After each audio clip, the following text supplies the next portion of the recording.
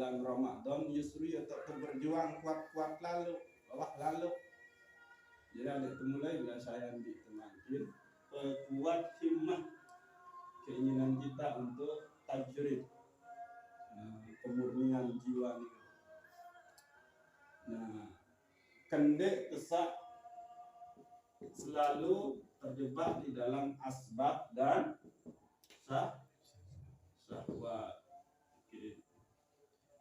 Jadi emang sebuah tebalak gawe dunia lagu dendek sampai itu menjadi penghalang untuk amal-amal ukhrawi, amal-amal jadi bekal kelak oleh akhirat ini. Jadi ada himmah, yaitu kekuatan, keinginan yang tinggi untuk tajrid, sampai kepada tajrid, yaitu pemurnian, pensucian jiwa kita.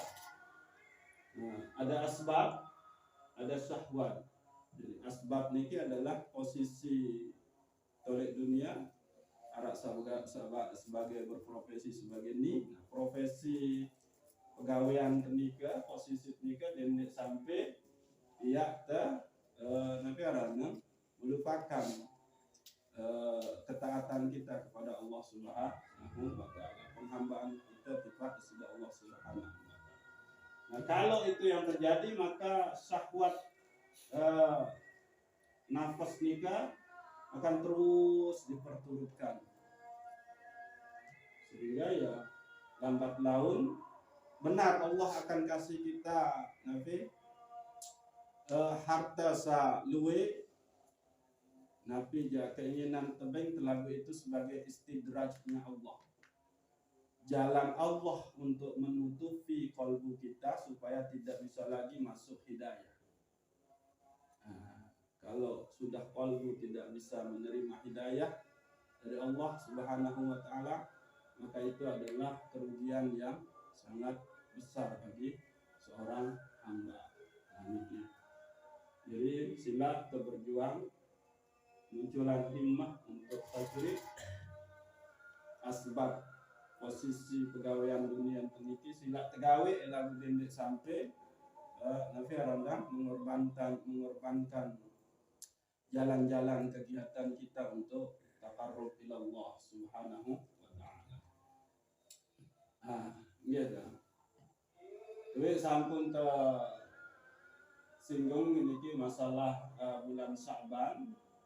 Menurut Syekh Abdul Qadir Jailani oleh dalam kitab Al-Gunyah ini ada terdiri dari 5 huruf. Huruf pertama adalah sin, jika bermakna saraf atau sarif mulia. Lalu kedua adalah ada huruf ain yang berarti al-ulu, yaitu luhur. Lalu ketelun ada ba yang berarti al-birru, kebaikan. Lalu ada keempat alif yang berarti al-ulfah, yang berarti kasih sayang. Lalu terakhir nikah adalah nun, berarti an-nur, cahaya. Dari kemuliaan, keluhuran, kasih sayang, kebaikan dan cahaya itu akan kita dapatkan di bulan Sya'ban niki. Namun tentu punya ini himmah untuk tajrid. Lalu tetap terpelihara di dalam asbab dan syahwat, maka kita tidak akan mendapatkan taufik hidayah dan inayahnya Allah Subhanahu wa taala. Ini kayak gitu. Nah, pertama untuk pembahasan al-hikam ini gitu. Jadi saat pertama ini adalah kita dilarang untuk menuntut menagih sesuatu yang kita doakan, mintakan kepada Allah Subhanahu wa taala. Lamun deman kabulan sida Allah Subhanahu wa taala, la tutalib rabbaka bi ta'akhuri matlabika walakin talib nafsaka bi ta'akhuri adabaka. Jadi janganlah engkau menuntut apa-apa yang belum Allah kabulkan dari permintaanmu, Tapi yang seharusnya engkau tuntut itu adalah engkau melihat, mengoreksi diri kita. Sudahkah kita beradab? Sudahkah kita punya tata krama? Yakni sudahkah kita cepat-cepat untuk menjalankan apa-apa yang Allah telah tetapkan kepada kita dalam bentuk kewajiban-kewajiban kita. Sudahkah kita bersegera untuk menjalankan kewajiban-kewajiban kita kepada Allah Subhanahu wa Ta'ala. Nah, jadi kalau itu sudah kita koreksi di dalam diri kita, maka bisa jadi kita tidak dikabulkan permintaan kita oleh Allah Subhanahu wa Ta'ala karena kita belum beradab, punya tata krama sih, masih telalai. Sementara yang namanya kita minta itu kan ya terserah orang yang kita minta, enggak penting, terserahnya, enggak dia pun terserahnya. Tapi apalagi yang kita tuntut dari Allah Subhanahu wa Ta'ala, selaku hal sampun kayuni iru isi terjalani iru ini kita bengsi dari Allah. Maka kalaupun kita merasa kurang di situ, berarti kita belum sampai kepada makom qanaah, belum sampai kepada makom ridho, belum sampai kepada makom ikhlas. Nah, sehingga dengan kita nafiaran menelaah, melihat, mengoreksi diri kita, maka yaitu memang sudahkah diri hamba ini ikhlas di dalam beribadah? Kan menulis bisa jadi keinginan doa kedeman kabulan karena pun saya mengedepankan kepentingan ketimbang mengedepankan kewajiban ujub besida Allah Subhanahu wa Ta'ala. Beloan sih berdoa ketimbang isi zikir memuji Allah Subhanahu wa Ta'ala. Ini kisah para Arab. Sudahkah engkau lihat adabmu pada Allah Subhanahu wa Ta'ala? Baru tebeng nabiaran kesusahan sekedip dia lupa untuk sabar. Nah, ini kan berarti adab memang masih kurang. Sehingga Syekh Imam Ibnu Athaillah As-Sakandari juga berpesan bahwa janganlah dende baik tapi aran tagih Allah Subhanahu wa Ta'ala atas doa yang belum dikabulkan. Lalu coba lihat, koreksi, tuntut dirimu.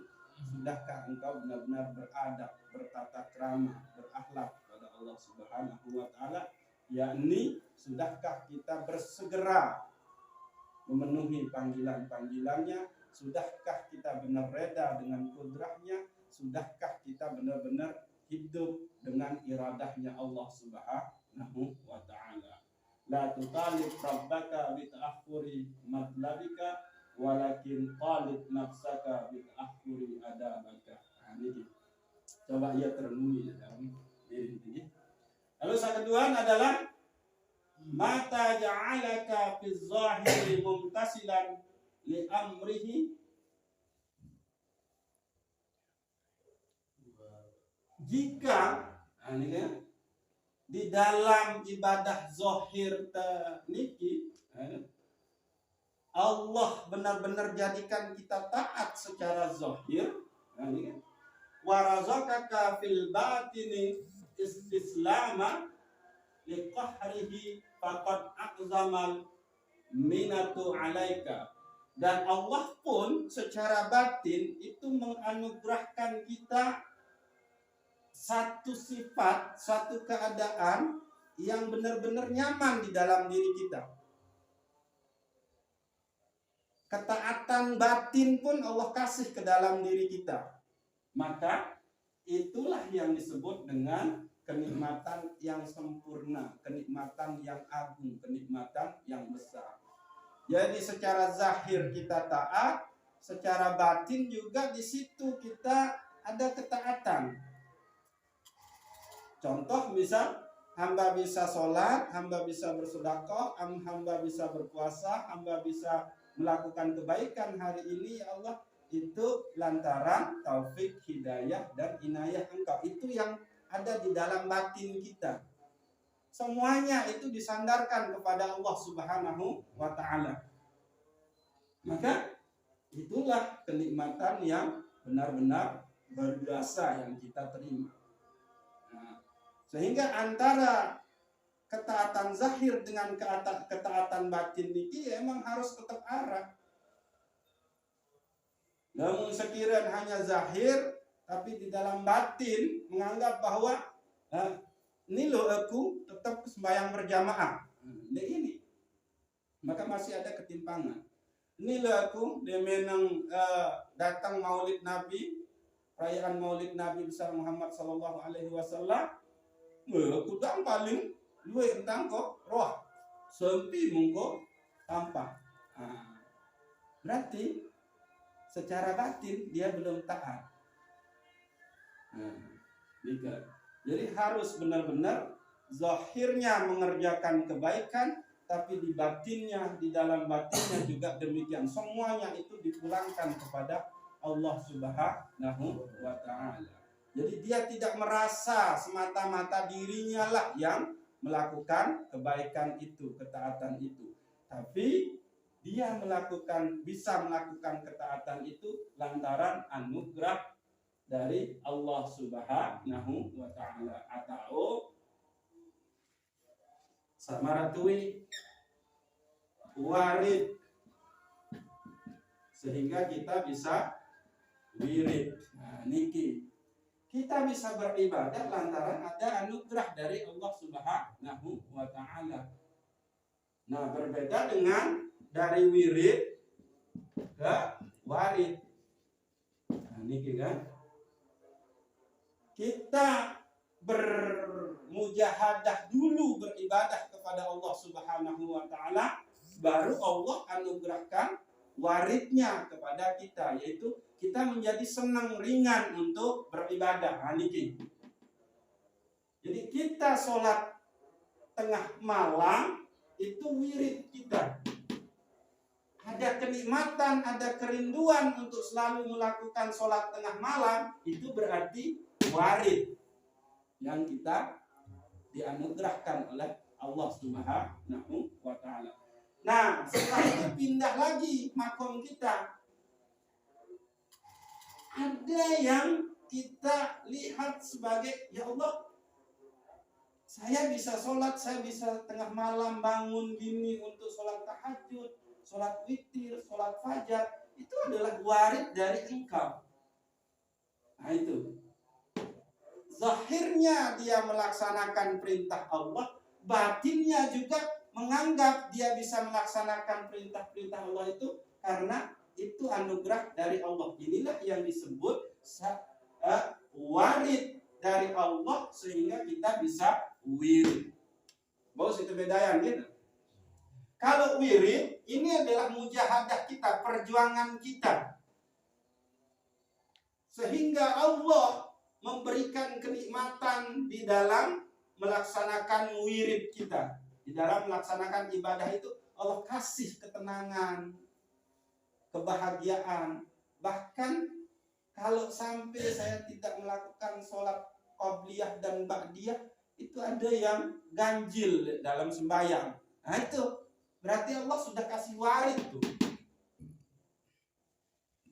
Rasa kepuasan di dalam beribadah itu adalah warid. Nah, lebih tinggi malik dibalik. Ya Allah, saya bisa beribadah itu lantaran anugerah dari Engkau, yaitu warid, sehingga kita bisa wirid. Nah, ini istilah-istilah searah oleh kitab Al-Hikam Ibnu Athailah As-Sakandari. Jadi hadits terbaik boya nabi aran dua ketaatan niki, ketaatan zahir dan ketaatan batin. Batin di situ selalu berkeyakinan, memasang iktikad bahwa hamba bisa begini ya Allah itu lantaran anugerah dari Engkau. Nah, niki. Sehingga kita beranjak ke pembahasan ke-3 niki. Innama yastauhisul ibadu waz-zuhadu min kulli syai'in li ghaibatihim 'anillah fi kulli syai'in falau syahiduhu fi kulli syai'in lam yastawhisu min syai'in. Jadi sesungguhnya seseorang yang ubat jika yang ahli ibadah gitu. Jadi semua jenis ibadah dia laksanakan, maka dia disebut dengan ubat.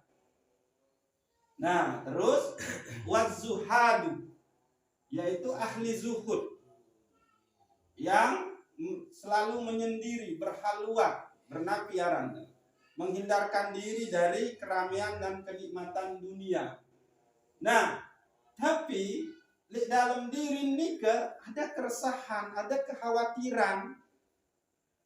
Kalau sampai saya berbaur dengan dunia, melaksanakan aktivitas dunia bareng irup beke manusia lain, maka itu dianggapnya sebagai penghalang untuk sampai kepada Allah Subhanahu wa Ta'ala.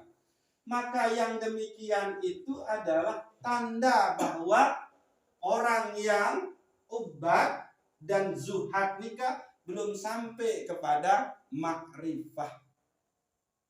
Nah, niki. Jadi kalau orang yang sudah sampai kepada makrifah, dunia niki dipandangnya sebagai penghalang, sebagai sebab untuk dilalaikan kepada Allah Subhanahu wa Ta'ala. Kembali, karena di setiap ciptaan Allah niki, ia melihat Allah.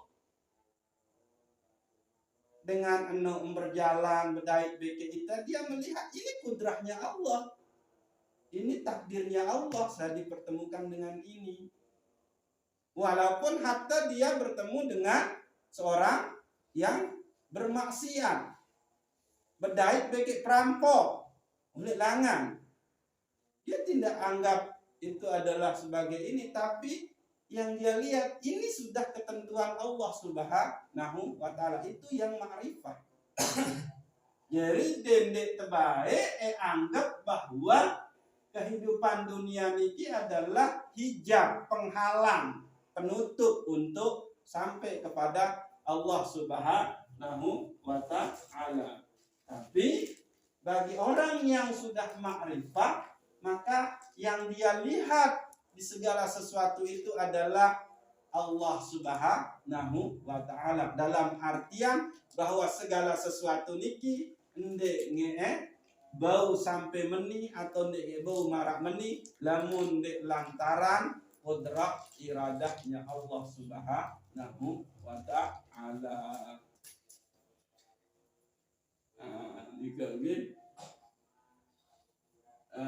Jadi ini keresahan bagi ahli ibadah, bagi zuhud, karena menganggap bahwa dunia niki hijab, penghalang untuk sampai pada Allah. Tidak sama sekali. Lagu-lagu masih marah menu, berarti dia belum sampai kepada ma'rifah, dia belum sampai kepada hakikat. Niki. Nah, berikut, keempat. Ini.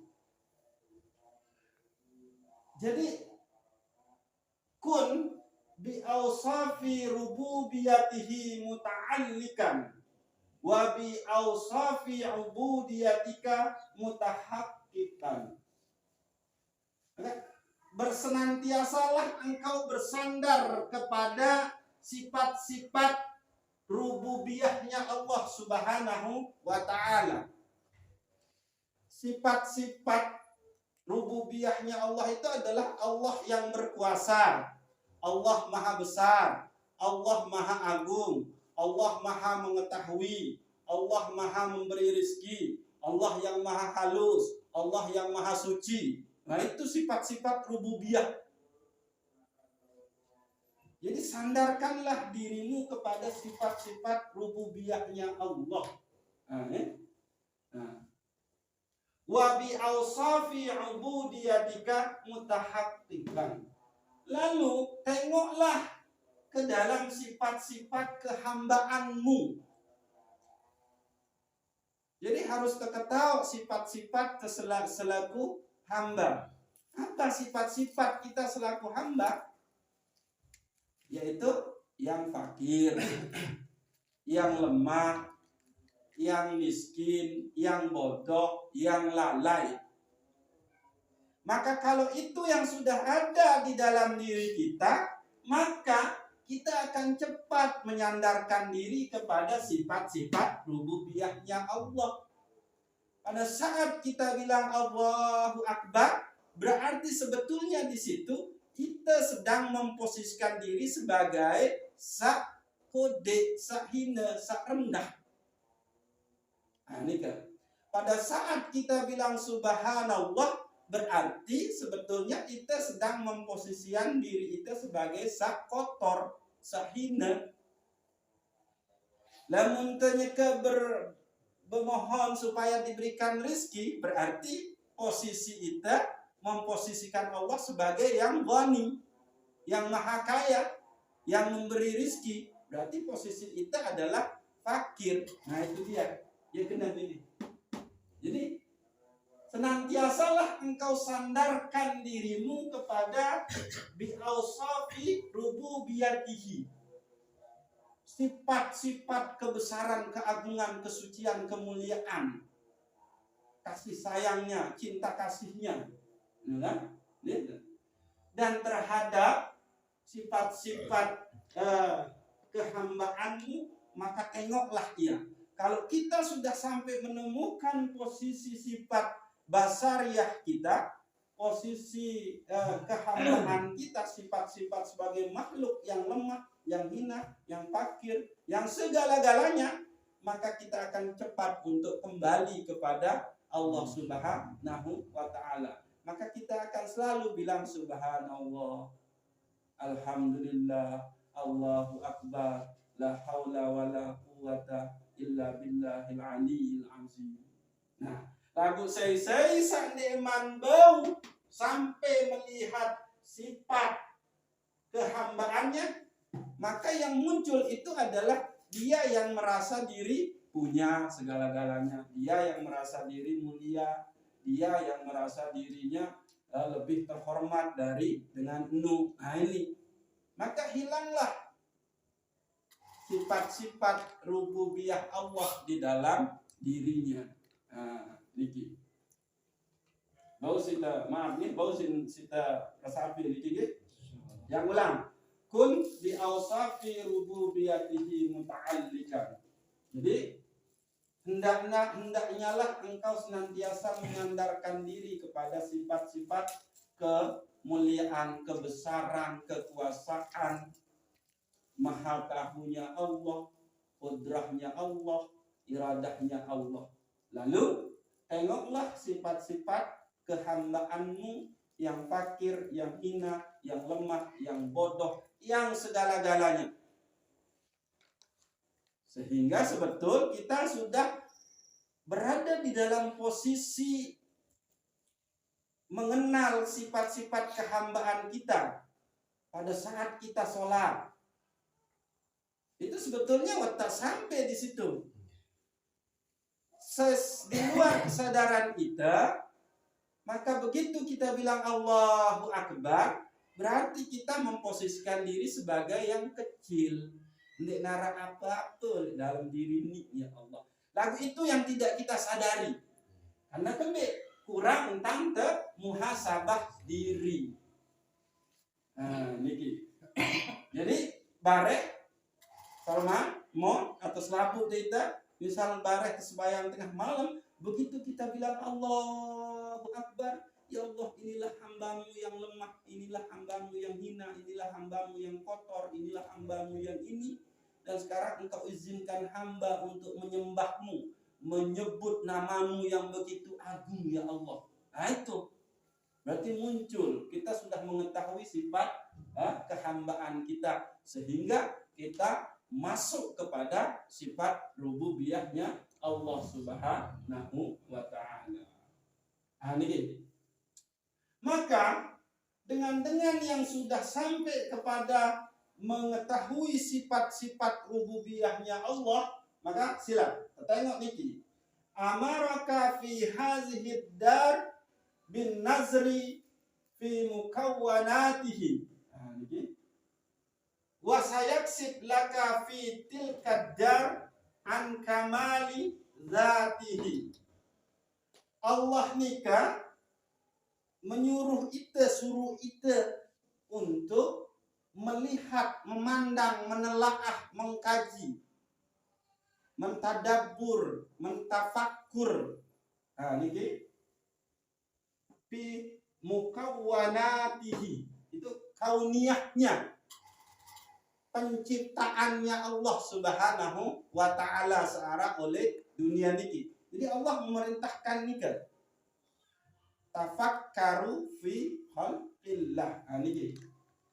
Adik ensak kembe, adik ensak nyata bahwa segala sesuatu niki emang Allah lah sebagai penciptanya. Allah lah sebagai pengaturnya. Allah lah sebagai penjaganya. Allah lah sumbernya. Nyatalah dia Allah di ciptaannya ika.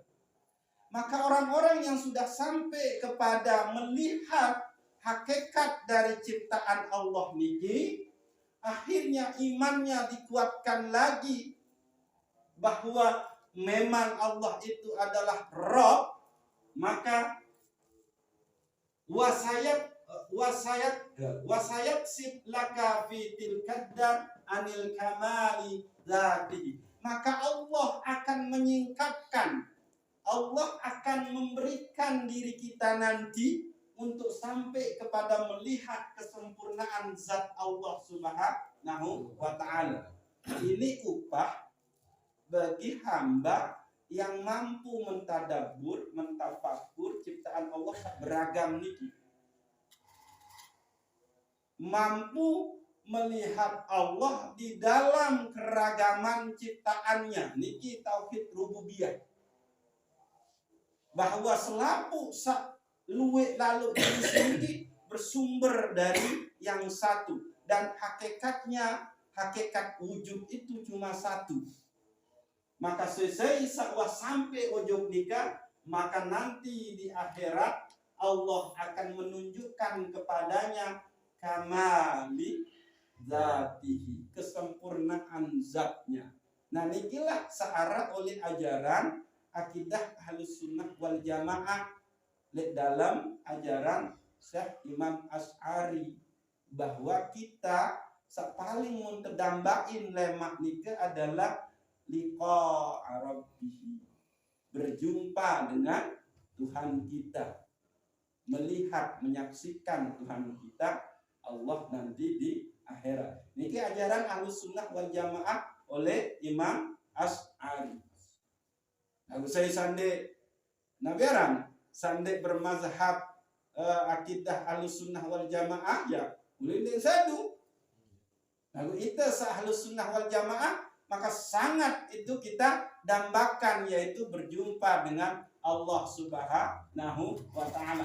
Caranya adalah mari di setiap gerak aktivitas kita, di setiap nabi samun terdengah, nabi samun terseriuk, kembalikan itu. Saya bisa mendengar ya Allah bunyi suara burung niki, itu lantaran ada percikan sifat mendengar dari Engkau ya Allah.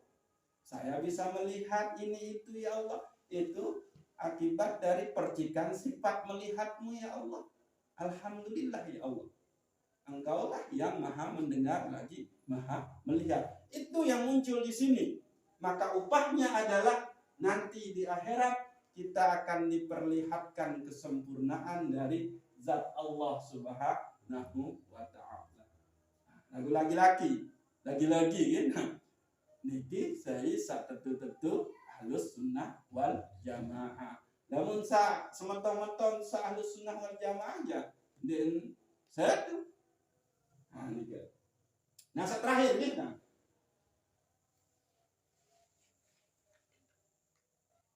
Mata talabta iwadan an amalin tulibta biwujudis sidqi fihi wa yakfil muribu wa yakfil muriba wijdanun as-salamah. Jika engkau menuntut balasan atas amalmu, amalin, maka Allah akan menuntut kesempurnaan dari amalmu. Ini nyonya. Romilu. Jadi lamun te lako balasan oleh amal sakmun tegawe niki, maka terbalik. Allah akan menuntut kesempurnaan dari amal itu sendiri ke kita. Aneh. Ubarun itu sempurna dalam beribadah ojo Allah Subhanahu wa ta'ala. Balik genit sekedik kraek teke. Nah, kan juga itu sembahyang. Nah, maka bagi orang-orang yang belum sampai kepada kesempurnaan amaliyahnya, maka cukuplah baginya Allah tidak meminta kesempurnaan dari amalnya. Yang ulang. Maka jika kita menuntut balasan dari amal kita, maka Allah akan menuntut kesempurnaan dari amal kita. Pertanyaan, wah tentu sempurna di amal. Ibadah tojok di sida Allah. Bisa jadi selama ini cara tewuduk pun di eman, satu menurut Allah Subhanahu wa ta'ala. Bisa jadi entan tersujud, entan teruku, itu juga belum termasuk cara yang tepat menurut Allah Subhanahu wa ta'ala. Maka bagi kita yang belum memahami kesempurnaan dari amal kita, maka cukuplah bahwa Allah tidak menuntut kesempurnaan amal kita. Itu sudah anugerah yang luar biasa. Allah yang tuntut kesempurnaan amal. Nah, ini ke. Jadi enak kan ini tesemen. Lamun teh kembali ojo niki, sak pihak kita tahu berbuat sesuatu kan Allah memalik teh berlaku baik. Nah, dia berdua kayak diles keding. Tapi Allah tidak mengapa. Ini masalah. Lagu onyak-onyak. Mau sampai tertuntut kesempurnaan ibadah, itu kan bahaya bagi kita. Maka cukuplah Allah tidak menuntut kesempurnaan ibadah kepada kita. Itu adalah anugerah yang luar biasa tiba kita Subhanahu wa ta'ala. Nah, ini. Jadi, berapa menit ya? Aku pada telepon baru ini ya Allah Subhanallah tabarakallah. Gitu. Ya, jadi dia silak nabi arah koreksi diri masing-masing. Sekali malik tiang mengingatkan sifat diri tiang sendiri gitu. Terus tipak selaput nikah. Mumpung masih bulan Sa'ban niki, mari kita benar-benar koreksi diri kita. Kita munculkan sifat-sifat kehambaan kita. Kita ketahui sifat-sifat kehambaan kita, sehingga dengan itulah kita akan mampu untuk kembali kepada sifat-sifat rububiyahnya Allah Subhanahu wa ta'ala. Apa caranya? Perkuat himmah kita untuk sampai kepada tajrid niki. Jangan sampai kita terpenjara di dalam asbab dan syahwat niki. Maka niki akan kita selami. Nah, insyaallah ini akan hadir di dalam kalbu kita. Jadi hikam nikah adalah pedoman bagi kita. Ajaran-ajaran pedoman yang akan kita coba jadikan sebagai sarana untuk mengasah rohani kita. Ya niki hikam kita. Nah, mudah-mudahan Allah Subhanahu wa ta'ala meridhoi apa yang kita pelajari. Dan bagi pengarang kitab Al-Hikam ini, yaitu Syekh Imam Ibnu Athaillah As-Sakandari, kita hadiahkan suratul Fatihah. Al-Fatihah. Alhamdulillahirabbil alamin arrahmanir rahim maliki yaumiddin iyyaka na'budu wa iyyaka nasta'in ihdinas siratal mustaqim siratal ladzina an'amta 'alaihim ghairil maghdubi 'alaihim waladdallin amin. Assalamualaikum warahmatullahi wabarakatuh.